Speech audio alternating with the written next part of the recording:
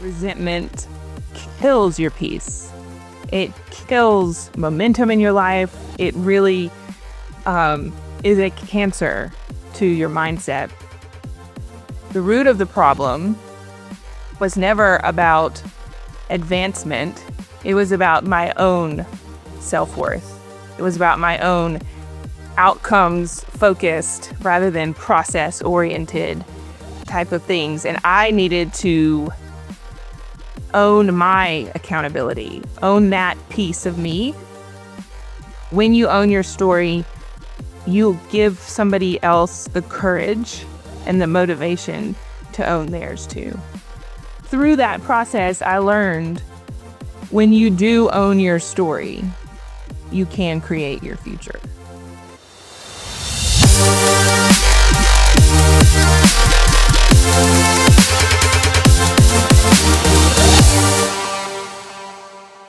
Does telling your own story hold you back from getting visible online?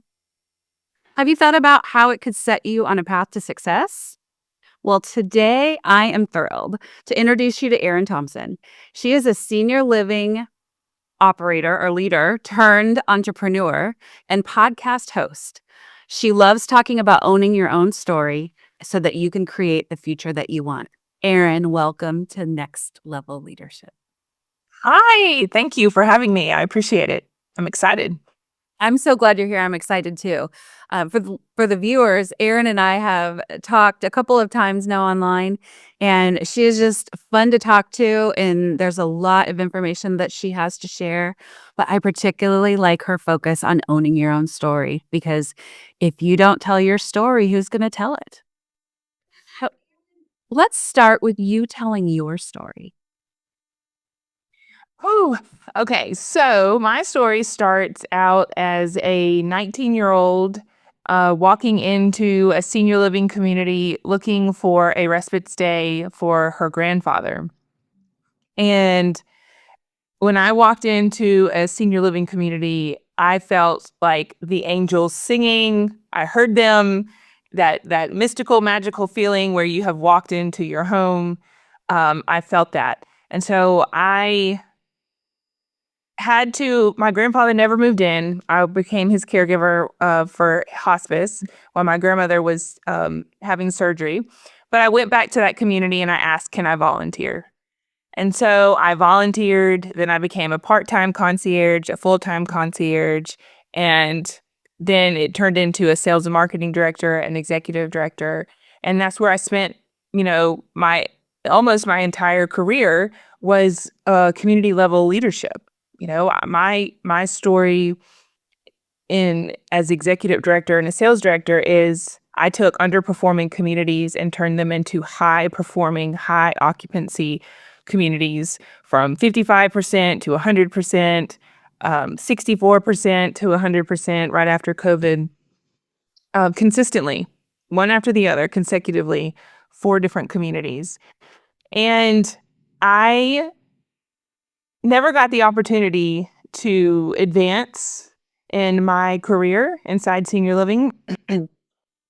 And this is kind of where owning your story comes in. I'm going to be real honest. I resented it. And resentment kills your peace. It kills momentum in your life. It really is a cancer to your mindset. And I resented a lot of different things, and therefore I should have not stayed at a company that I could not work for peacefully and happily. But I did, because I love what I do. I love my residents, that kind of thing. But eventually, when you don't resolve the resentment, you burn out.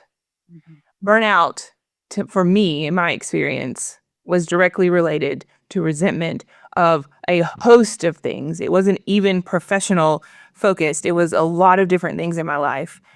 And when I stepped outside of the community and I said, Erin, you have got to solve these particular patterns in your life, I realized the root of the problem was never about advancement. It was about my own self-worth. It was about my own outcomes focused rather than process oriented type of things. And I needed to own my accountability, own that piece of me. And so I decided I'm going to step out on my own and I am going to show up for myself just to understand the process of showing up for yourself with no expectations, but to just be seen, which sounds so simple.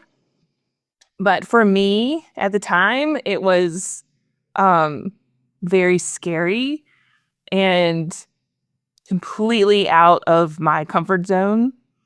And in a way, debilitating, but I still did it, you know? And through that process, I learned when you do own your story, you can create your future. And it's hard to own your story. I mean, to take true accountability for things in your life that you blamed other people for, it really does open up a world of possibilities for you. Wow, that's fantastic.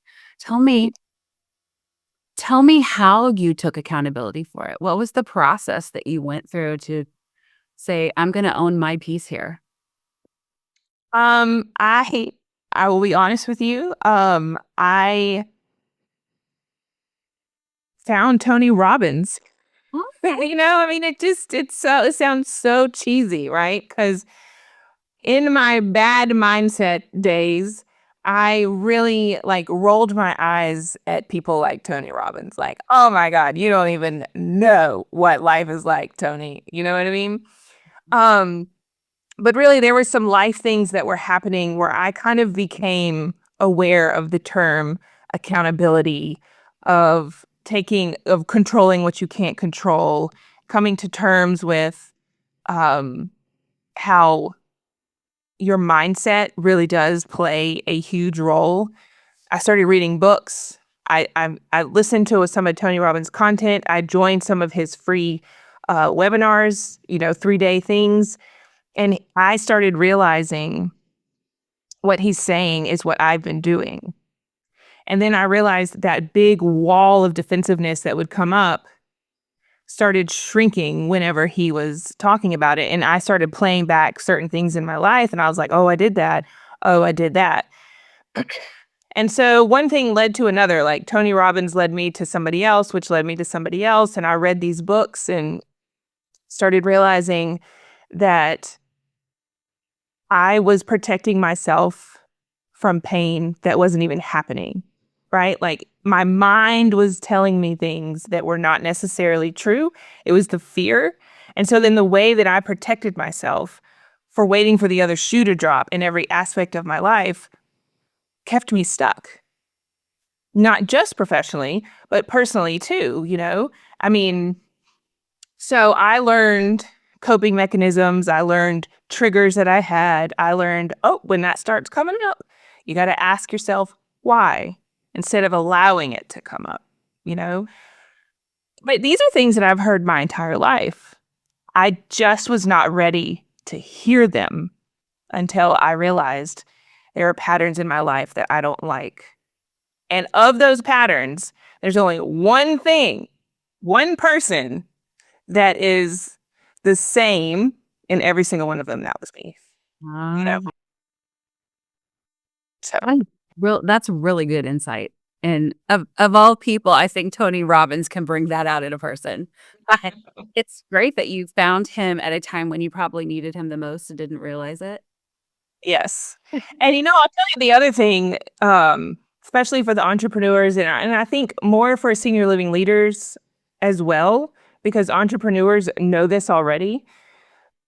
I bought into a coaching program to help me with podcasting and social media. And what I ended up buying into was a business school for life coaches. And I didn't know what a life coach was. I had no idea what a life coach was. And what happened was they taught me how to understand the thoughts that are holding us back. They taught me how I should talk to myself more than listen to myself. That fear and creativity are the same the same thing. I get to choose which one is talking louder and which one I get to silence. I mean, all these things. And I'm thinking to myself, this is so valuable for people inside of a community. Why is it that I'm just now getting this type of content and I'm just wanting to be a podcaster and a social media person, right? Like, but it's because you have to overcome those limiting beliefs in order to make yourself be seen, you know? And so, but it's the same stuff that senior living leaders need to hear to be open and to work through all the emotional um, opportunities that arise inside of a community and different things like that. So it was like a book, Tony Robbins, a podcast, another book, you know, I'm going to do this. Brene Brown enters the chat, right, with all of her content in her books, and then life coach um, on how to build a business. And that was the journey there. That's fantastic. The way you were explaining it really made me think, there's a lot of parallels between being an entrepreneur and business for yourself and being a senior living leader. And one of the big parallels that I always put together is in senior living, you have to be a go-getter and you're going all the time. And there's really not a lot of opportunity for you to step back and really assess what's going on Mhm. with with your mindset, with um, doing the best you can for the people that you're serving. And also, as an entrepreneur, we're on the go all the time Mhm. and we're looking for new opportunities and we're making new connections. And there, there is time for us to slow down where there isn't in senior living, but we don't always do that. Mhm. Always looking, well, if you're like me, I'm always looking for the cool, shiny thing that's coming up next. And I know that's not what serves me well. Mhm. But Mhm. that is something that I've learned and what keeps me going all the time. But um, yeah, I do think there's a lot of parallels between running a in community and being an entrepreneur. It's very, very much the same. I wish, um, yes, I could talk about that for hours, but yes, it's very much the same, except for I don't have a whole nother layer of people who are looking down at me and wondering what I'm doing. You know, that's the only concept. That's the only difference that I see. But the pressure is the same. The amount of hours is the same. The desire to be successful is the same. The desire to make an impact is the same. Like all those things, the emotional intelligence is the same. All of that's the same. Absolutely. That's a great point. Since we're on this point, what advice would you give senior leaders who are in the roles that we were in and they're just going, going, going all the time? What advice would you give them around mindset? Hmm. There's so much there, but I would start with when you're going, going, going all the time, you need to take a minute and ask yourself why. Why are you going all the time? Um, there's usually a reason, well, for me and for other people that I've spoken to and coached and mentored along the way, there's a reason why we sacrifice the way that we do for our communities.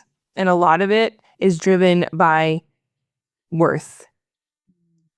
It's driven by outcomes means I'm successful. 100% means I'll be seen, all this other kind of stuff. And that's great. And I certainly did that. And I reached the top of those mountains, but there wasn't anything there waiting for me at the top of those mountains, you know? And we miss a lot in our lives because we think that there is something waiting there at the top of that mountain. And really the journey up the mountain and the journey down the mountain is where everything is. And so the outcome becomes internally a little bit of a letdown. right? So I want to impact people. And so I'm going to be busy. But I also know now that a lot of my being busy was numbing negative feelings.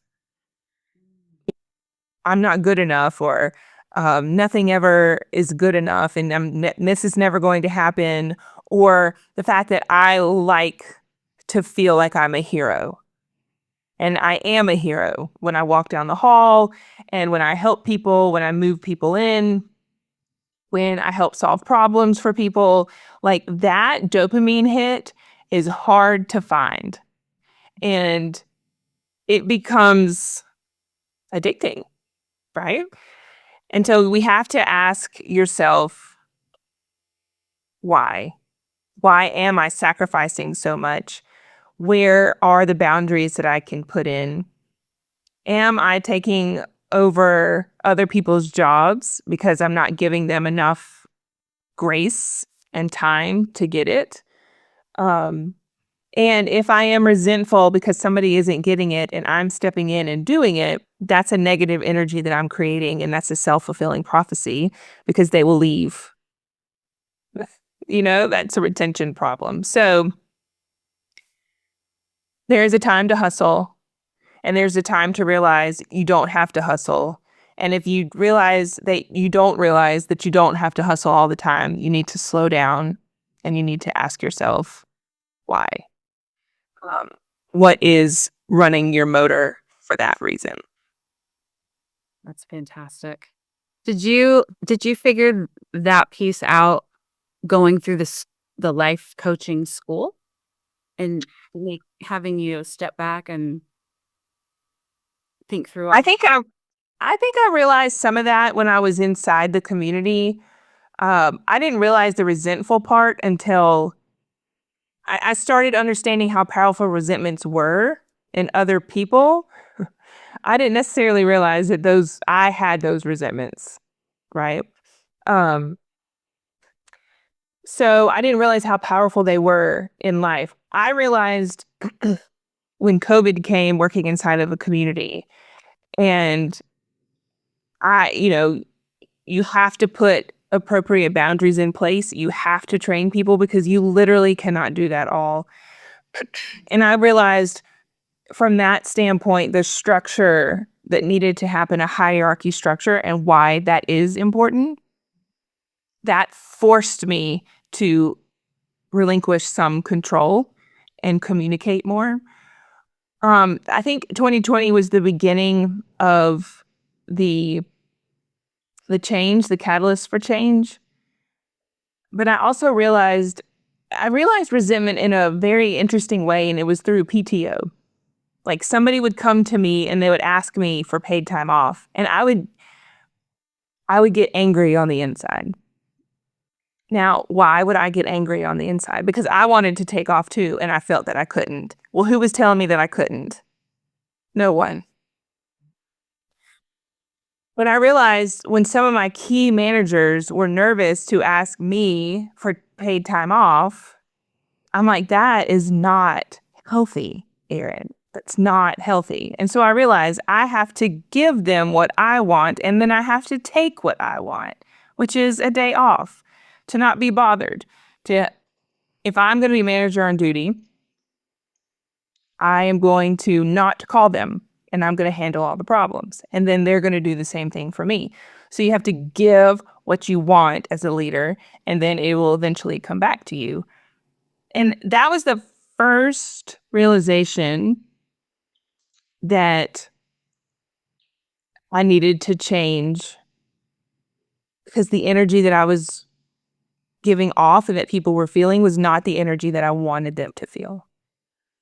You know, so it starts something like very simple like that, and then I realized quickly, oh, that works, and it works. You know, And both boats are rising. yes, That's yes, optic insight for a leader who is in that field, who's just going, going, going, and for someone of your age at the time. Because you said you were very young when you ran this. community. So that is very insightful. And you were just dropping some major nuggets that I don't think leaders in senior living, but just leaders, period, often step back and think about. No, because leaders, there's especially passionate people who are very purpose driven and like, you just want to go out and change the world. There's two sides to the coin of impact, and that's, the superhero and, the martyr. It's the same thing. It's just the reaction of, oh, I'm the superhero today, and therefore I got this dopamine hit. But then I did something wrong and I missed something because I was over here working on all these things and my portion didn't get done. And so then now I'm being talked to, and I'm like, I'm working 50 hours a week on call 24 hours a day, blah, blah, blah, blah. Now I'm a martyr. Same day, right? As a leader, you have to make sure that your stuff is done. You have to take accountability for your stuff. If you're going to go help everybody else, that's your choice, you know? But if you don't put that cheesy line that everybody uses, the oxygen mask on first, it doesn't matter how much you help people because you're not doing what you're supposed to be doing. Yeah. So That is such great advice. And great deep insight. thank you. So, tying it all back to telling your story, why do you believe that owning your story is crucial for leaders? For me, it's humility. I mean, you can look at every great sports team and you can see why a coach is successful in the locker room and why it's not. And a leader is about influence, really. It truly is influence. You can overpower people and you can bully people into submission, yes, but that's only a little bit of time. And they will revolt against you. It doesn't matter who it is. It's not going to happen. It's not going to be sustainable. Or you can be appropriately vulnerable. You can be humble in, this is what we're going to do. This is hard. You know your strengths. You know your weaknesses. You're open about them. You talk about the hard stuff and you pull through it and you align all the stuff, all your values, the goals. You bring people into the fold. And when you own your story, you'll give somebody else the courage and the motivation to own theirs too. When 2020 happened and Zoom came into the picture, I was at home. I had never really been on a Zoom call before. And I just dressed up I was like that news anchor. And then I had my pajama shorts on and I stood up and I had to go walk and do something with my kids. And it was really embarrassing, and then my kid comes in and, it was one of the most embarrassing moments as a professional. And then I go back to my team and I tell them the story because it's funny. And they need to know that I'm the person representing them. I'm like, yeah, I just represented, this community on the call, and this is what happened. And everybody starts laughing. And the moral of the story is, it doesn't matter. You still bring value. You still add value, work through it. And those are the things that connect you to your team. No one's ever going to look at me and think perfection. That's just not going to happen. Like, I do not want that. Never did I want that. You're going to look at me and you're going to be like, she's an overcomer.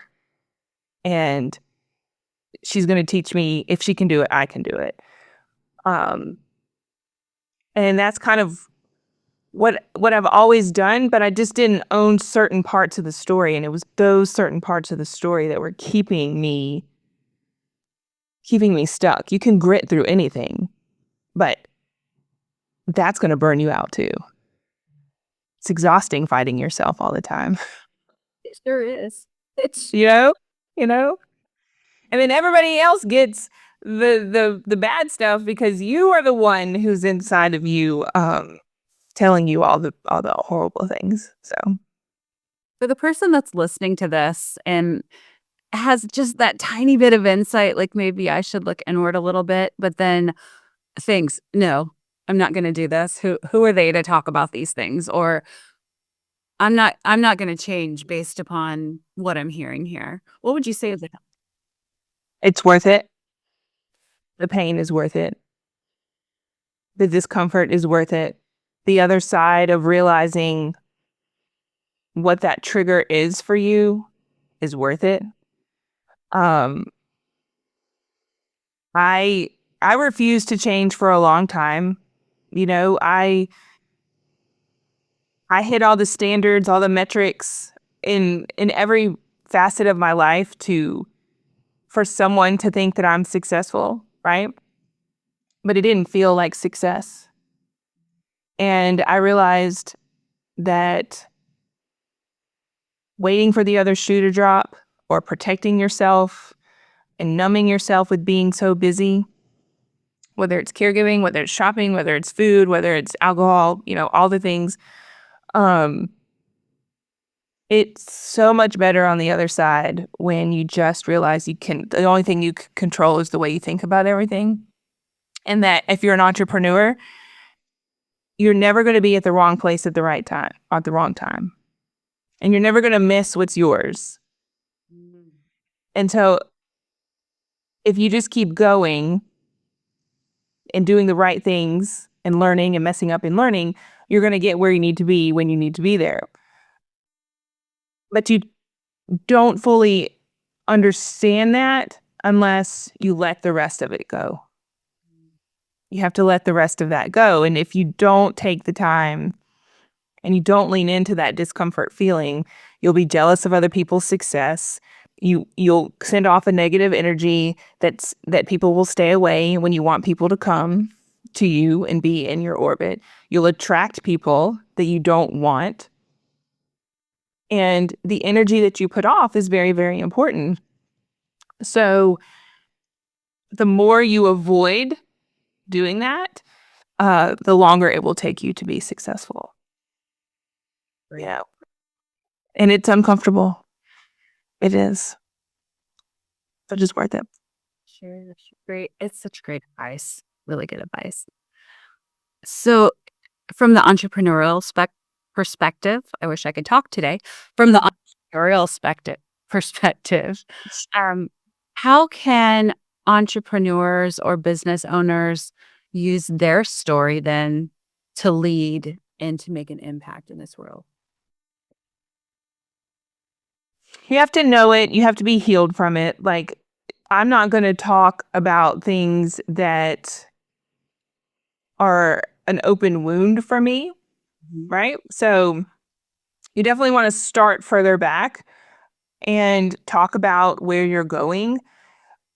But when you know your story, you know who your ideal client is. I love this quote from Rory Vaden. He's somebody who I follow on social media, and he says, "You're most equipped to help, to serve a version of you who you used to be." Oh, Right? You know, so if I know who I was, who I am, and who I want to be, then the story of everything that I've overcome or everything that I've been successful at is going to be for the people who are versions of past me. And so that part of your story is where you want to focus on so you can attract those people to you. And that's influence. That's talking about if you feel this way, so did I. Here's what I did. I can help you. Everything is not necessarily about let me give you 3 tips. Let me let you, teach you this because anybody can teach us that. Everybody, AI's out there, Chat GPT, all those things are out there. Anybody can learn anything. There's books. Anybody can learn what they want. Now it's connecting. And how you tell your story is really, really important on how you attract and connect with the people that you are most equipped to serve. And so the more you keep yourself hidden, the less you will attract. And that is a double-edged sword. that is so true. Something you said really made me think, and that was um, how ChatGPT and AI are out there to help us learn. I mean, we can learn anything we want just by, doing a couple of keys on our computer. But what you're saying, or I'm hearing you say, is that's not going to overtake us. What will overtake us is our mastery of ourselves. If we don't take time to master ourselves, we're not going to be successful. Correct. Yeah. It's absolutely, because if you allow your emotions to rule the day, which I did, I was a master at that. And I was a master of suppressing them, but you get home and you can't suppress them anymore, or, you can only suppress them for so long. And then something happens and then you overreact to something that's, you know, not even needs to be overreacting to, right? And so it's this constant self-fulfilling prophecy. Chat GPT can tell me what to do to overcome that, but they can't connect the task with the outcome through experience. It can't do that. I can read in a book all day long, but if the book was not without somebody's experience and how they tied the two together and it didn't resonate with me, then I'm not going to get it. And people need somebody to push them along. ChatGPT is just going to say, go do it. Yay. you know, we would say something to the effect of, yes, you're going to feel like you. So I'll say I went to this conference and this caregiver was going to get up and talk and she was so nervous. And I looked at her and you could tell she was looking like she was going to back out. And I looked at her and I said, you're nervous and you're going to feel like you're going to pass out when you get on that stage. And if you're like me, you're going to feel like you have to go to the bathroom every 5 minutes before. And you're going to step on that stage and everything's going to go fuzzy. You're going to sit down. You're not going to have to go to the bathroom anymore. And you're going to talk from your heart because you love what you do. And that's all that we care about. It's not about you. It's about the outcome. And she just looked at me and she went up there and she did it, And ChatGPT is not going to tell you that.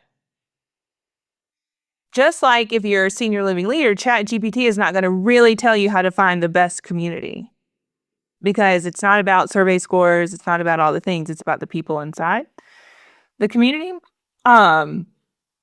So coaches, connection, mentors, all those people, you are needed, but you have to find your story so you can help others. Yes. That's great advice. I mean, I feel like we could end it here and it would be a mic drop moment.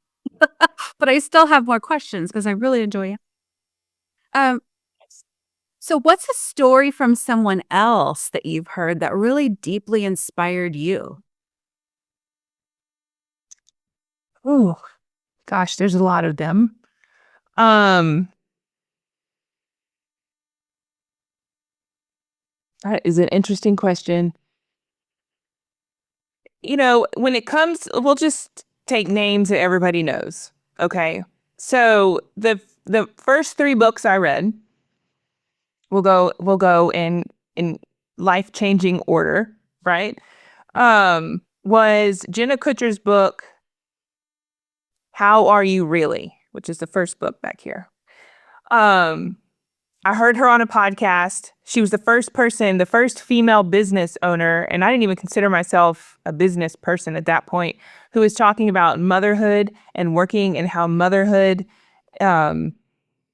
was more important than work. And she was like this multimillionaire at this point. And she coined the phrase like, there's seasons for hustle and then there's seasons for rest. And if you don't know the difference, you're going to burn out. And I was literally fried at that point. So I read the book in like a weekend and it completely reoriented me. And I was like, oh my God, okay. So then I read Jamie Kern Lima's Believe It. And that was all about rejection and overcoming rejection, which is my core wound, rejection. And why I kept attracting it into my life was because it was a core wound that I never healed. And there was a very personal story in that book that resonated with me deeply. And I said, I have to heal this core wound. I have to heal this core wound. And so I made the steps and I healed that core wound. And then I started reading Brene Brown's Gifts of Imperfection. And there I was. And I'm like, oh my God, you know, the core wound was rejection. The problem was I defended myself to everybody. If I had any question about your intent, the walls went up. And when I was inside my community, I had no walls because I loved everybody and I could understand different emotional things.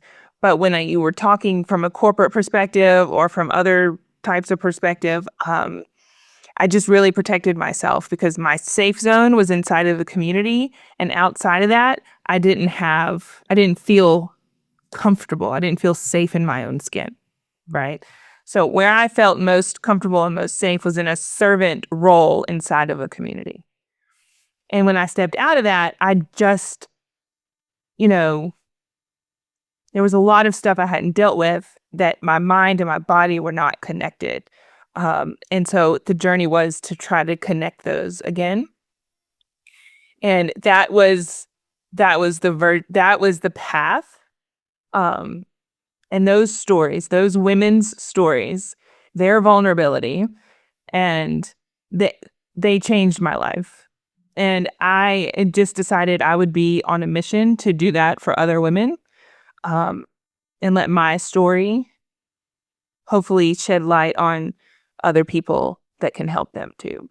Because without them, I would probably be stuck in my own negative mindset. Their stories are very, very powerful. And Mm-hmm. I haven't read Jenna Kutcher's book, but I have read or at least heard a lot about Jamie Kernley and her story. And it's so empowering just to listen to her and all she overcame and the fears that she had in every single moment. Yeah, I know. I mean, you think about it from an entrepreneur standpoint, and I think about it from a senior living standpoint and all of the rejection and, all of my own thoughts telling me that I can't do this or I can't do that. And then she heard all those awful things from investors and people like QVC, all these things. And I was just like, wow, could I have kept going? You know what I mean? And if she had not told that story, and notice she told that story after she was successful, after she had healed all those wounds, those types of things. And it completely changed my life. She didn't talk about it in the moment because then that would be awful, right? But she owned her story and she created her $1 billion future. You know what I mean? She sure did. Yes. Do you aspire to be like her? Or is there another well-known entrepreneur that you align with that you, not that you emulate them, but that you'd like to have the success that they have? Success, I tell people all the time, you have to define success. I don't necessarily aspire to be like $1 million or $1 billion anything. My definition of success in this part of my life is to be available and the best version of myself for my family and to contribute and grow within my professional career, right? Contribute financially to my family and to align and grow in skills and impact people. I like speaking on stages. I like it because it makes me feel like I'm in a community again. I don't even necessarily view it as keynote speaking, or I view it as me doing a stand-up for my team inside my community because I miss that feeling so much, So I want to impact people. I want to be available. I want to contribute. And I want to keep my options and opportunities open. But this season of life doesn't necessarily let me, um, this season of life, I have to be more selective and I have to teach myself more about time management. And maybe that's not the right word, but time, what's the word I'm looking for? Um, Blocking and and doing better with that, you know. That makes sense. So yeah. What is the story that you hope your children remember about you during this time? Oh, woo, Okra, how are you? Wow. Oh, we could call you Jamie Kern Lima too. Yes, because she has a podcast and she asks these questions. My daughter is honestly a work of art for me because there's a cycle in my family's life where the relationship are strained with their mother and the daughter, right? And so I told myself if I ever had a daughter that I would break the cycle. My sister broke the cycle with her daughter. I wanted to break the cycle with mine, and she's 9. And she is able now to identify when thoughts don't serve her. She knows she has a bit of perfectionist tendencies with art. She's very artistic. That comes from her daddy, not from me. But she is learning how action creates confidence and how, just because you think you're bad at something doesn't mean that you are, just means that you're not as good as you want to be yet. And she has a coaching mentality for other kids her age. And what I want for her specifically to remember is that my mom did stepped way outside of her comfort zone and grew her name into something bigger than she ever thought possible. And even if I did nothing more today than be, and this was the last conversation that we had, or that this is more than I ever thought possible, honestly. This is more than I ever thought possible. I'm just a girl from Alabama, you know? And I'm so honored and proud to be able to be asked to be on this conversation. And gratitude is far more powerful in my life than resentments ever were. And that's what I want her to know, like mindset, boundaries, and energy is where we need to have our focus. And you don't have to listen. You need to speak to yourself. And she even sees me as a speaker now, which is really funny. She thinks that I'm famous, which is hilarious to me, because she'll see a video or something that's on YouTube. Then everybody on YouTube is famous, right? Um, so those are the things. You know, it's yeah, this is gonna really hurt, but when it's all said and done, you're gonna be better because of it, and you got to think of it that way. Yeah. Every dot leads to the next dot if you connect it. It is such a powerful legacy to leave for your daughter. Yeah. And it's all the right things. It's all the right things. I just want to commend you because up to this point, we've learned a lot about your story. And if people have followed you before and watched any of your other interviews or paid attention to what was going on your social media, they know a lot about your story. But I just want to take a moment and lift you up and congratulate you and give you kudos because you have taken so many steps in your life and in your story that have brought you to where you are today. And your fame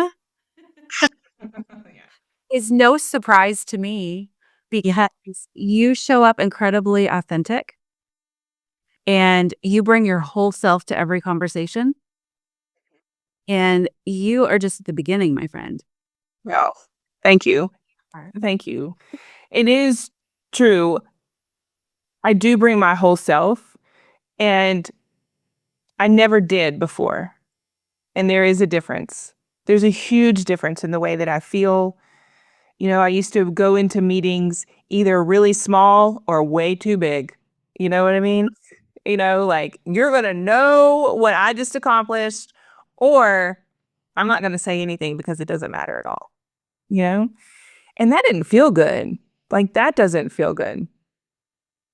No, it doesn't. So it doesn't feel good. And so, going back to one of the previous questions, why is it worth it? Because I'm going to go into everything just me. And, and that is so much easier to prepare for than trying to figure out what so and so thinks of me and how I need to act and all this other kind of stuff, you know? Amen. Amen. It frees your whole psyche up. Yes. A lot of entrepreneurs have such joy if they allow it. And it's fun to watch because you realize that they're, systematically letting go of all the things that have held them back. Mhm. And you have to as an entrepreneur. And it's a beautiful thing. And for those of you that haven't quite let it all go yet, as time goes on, it's going to feel better and better and better. Yeah. And it's a practice. I mean, it's a daily practice. I could pick that baggage up real quick and be comfortable walking down the road with it. Okay. It's, you know, and I do that from time to time. Like life isn't roses, you just literally, you have to create the plans, the process of how to let it go again, you know? Let's go. Yeah. Okay, so Erin, it occurs to me in this moment that you and I have a platform that not a lot of people have, especially in the senior living industry, especially in just more than senior living, but aging as a whole. Mhm. And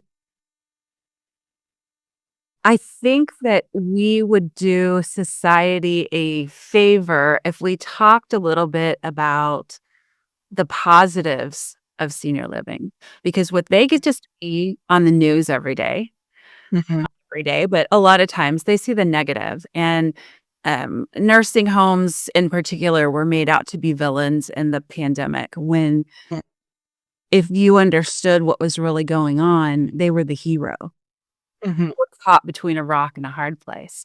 So, what advice would you give to the average person who doesn't know anything about our field? Mhm. Um, yeah, I'm gonna leave it there. What advice would you give them about our field? If they want to choose for their loved one or if they want to work in it. Either one, because yeah, either one. I think I would say if you have to move or if you choose to move your loved one into senior living, it can be one of the best experiences of your loved one's life. My grandmother, I took care of her for 15 years. I was her primary caregiver, and she was 95 when she moved into my community. And her life changed. The last year and a half of her life was the best year and a half if you compare it to the previous 10. Our families hold on to this definition of success that truly is not success for loved ones if they're just in their apartments and they're waiting on their loved one to come and see them 3 times a week, or in my case, get them out of the bath and take them to the store and take them to get their hair done, all those things. And they try to manipulate you to come back soon and, all these other types of things. When she moved into a community, she had 75 people that she could tell the same stories over and over to, and they loved it. She was at every single activity. She made friends.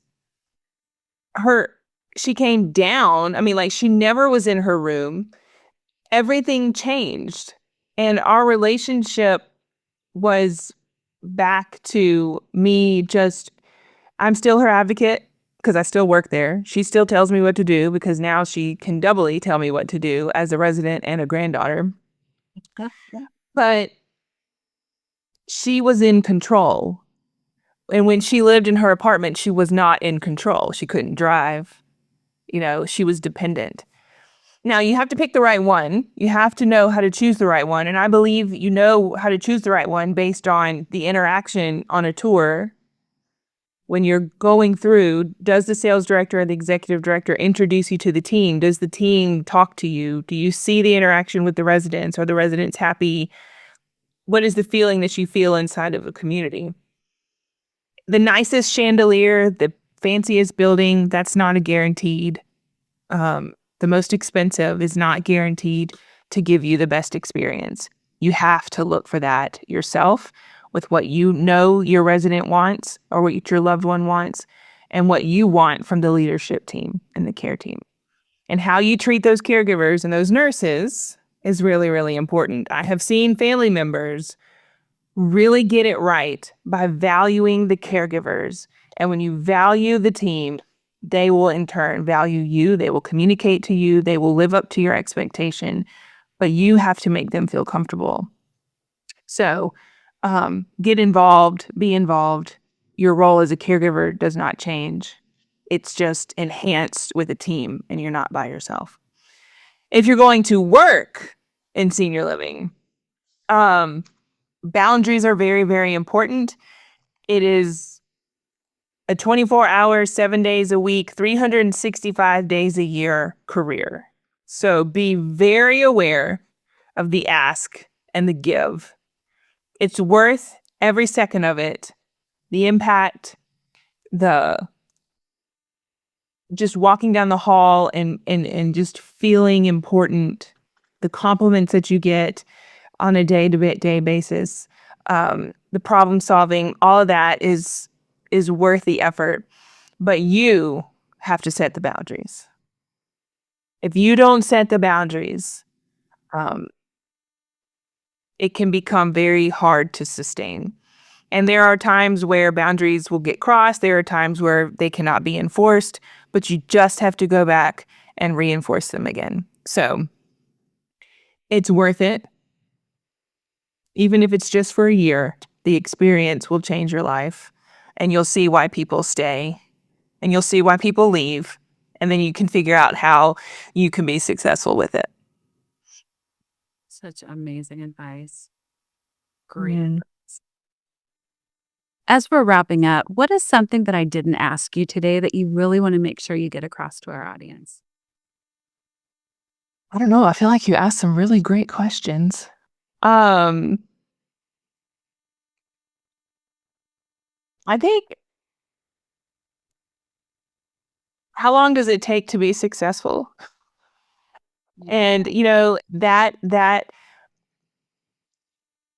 I struggle with everybody with that being said to me in some ways. Oh, you're so successful. Well, again, what is the definition of success?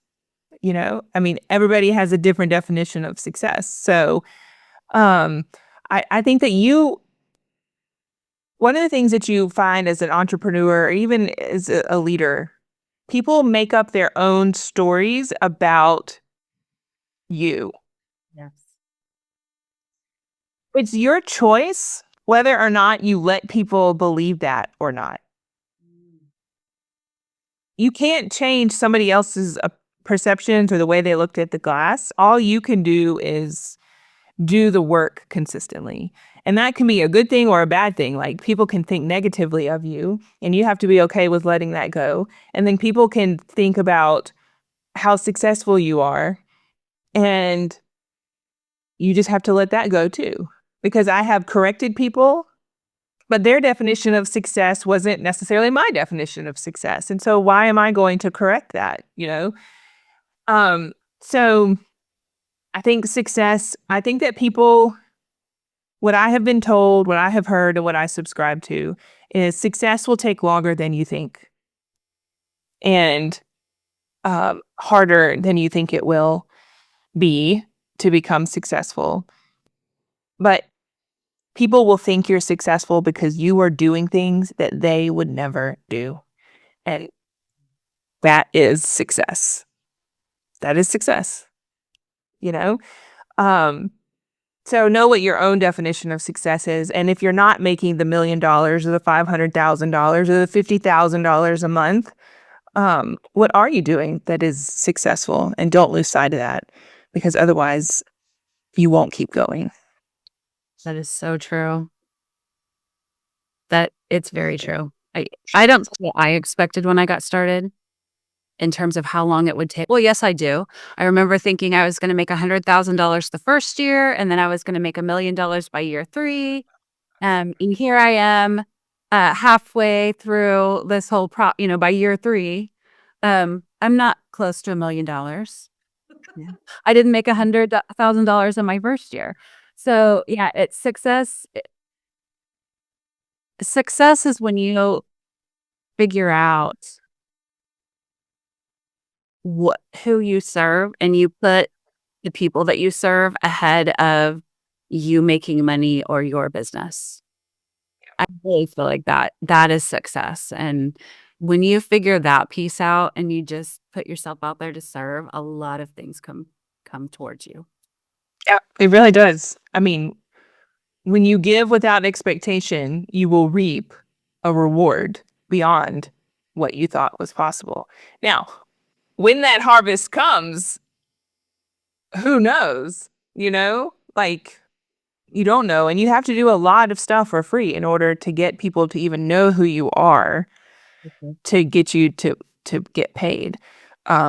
So um, I have seen and heard people say 5 years, and I tend to believe that 5 years is probably a reasonable expectation, unless you're a unicorn. And so if you need a W-2 paycheck every 2 weeks, every month, or whatever, you really need to keep that in mind. Yes. Keep your W-2 paycheck and do it on a side until your income in the business matches or exceeds your W-2. Yes.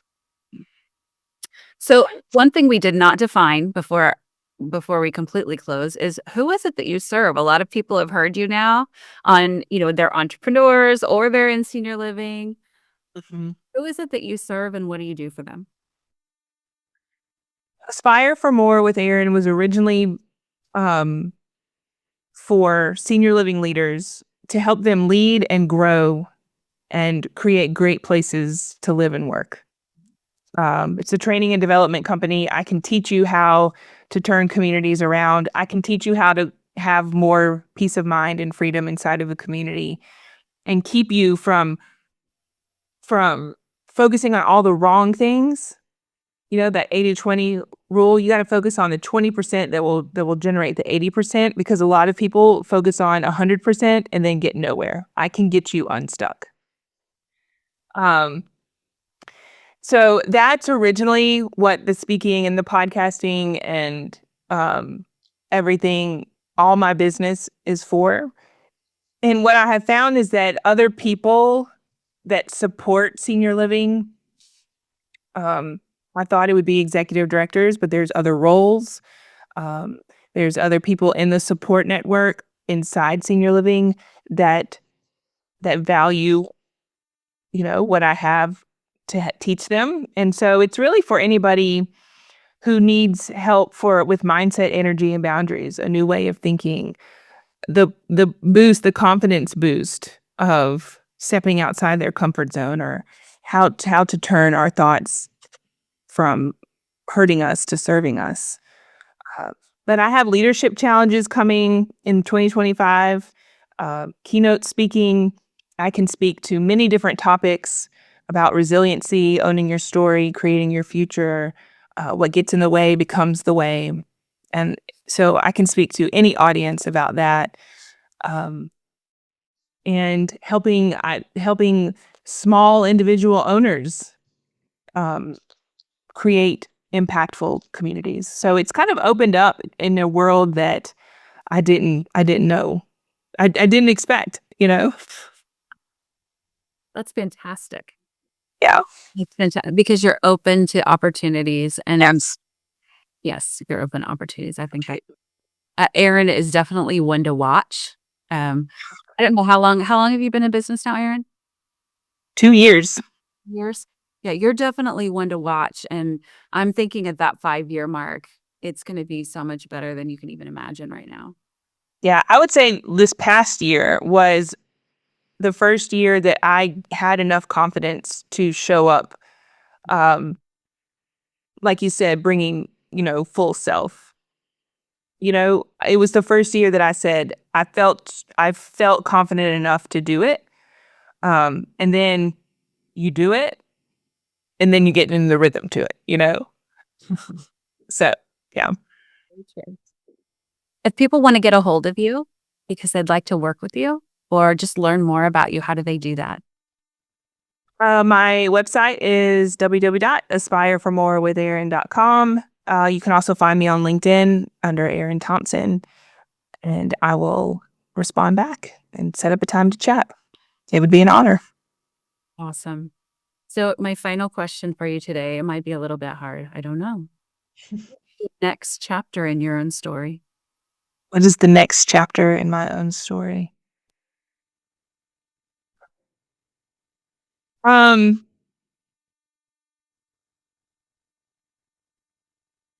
I think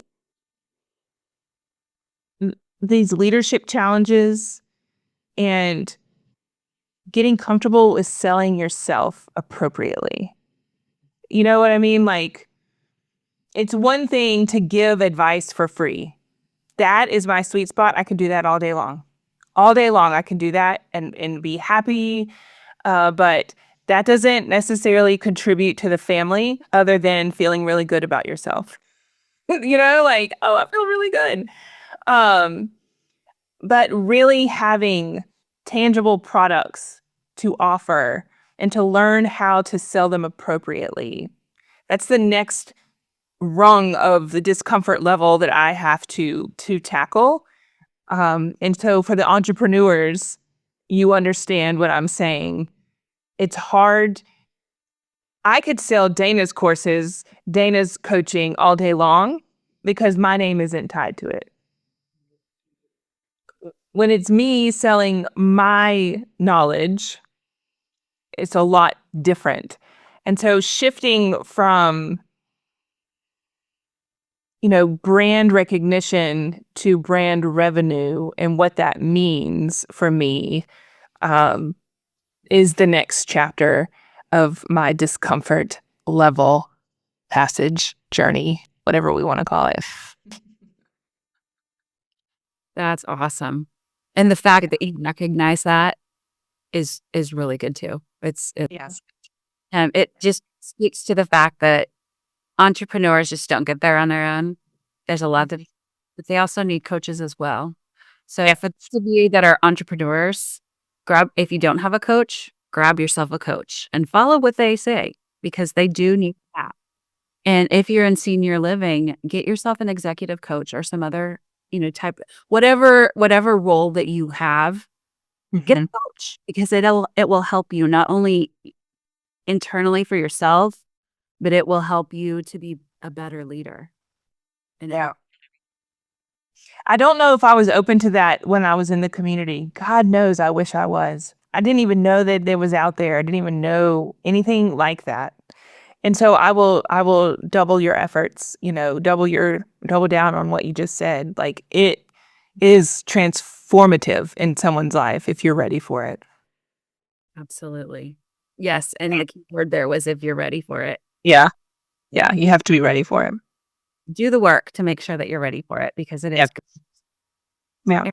I have thoroughly enjoyed spending this last hour, I think, with you and learning from you. And there's so many little tidbits that I'm going to take with me on my journey. So I really appreciate you being here today. Well, it was my pleasure. Thank you for offering the space to tell the story and for me to mirror you, because your journey is not far off from mine. So, It's crazy. And we're kindred spirits in the space. yeah. Absolutely. For all of our viewers, thank you so much for joining us today. And I know that you got a ton of wisdom from this conversation. If you would be so kind as to hit the subscribe button on our YouTube channel, I would really appreciate that. And thank you, Erin. And when you get to know Erin a little bit better, make sure you're hitting her subscribe button as well. What that does is it helps us get out there more, be able to tell our story. And it also helps us to serve more people because that's what we're in this business to do. So thanks again for being here. And until next time on Next Level Leadership, have a fantastic time.